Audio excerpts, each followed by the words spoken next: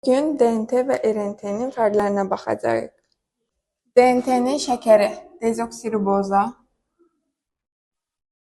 DNT-nin azot əsasları adenin, timin,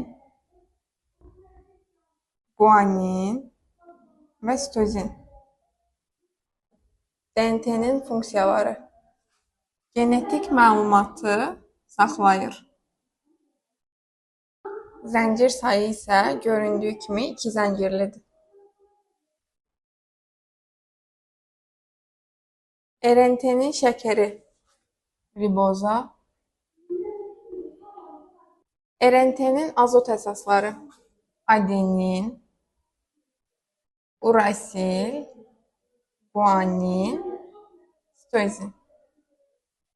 Zəncir sayı isə göründüyü kimi tək zəncirlidir.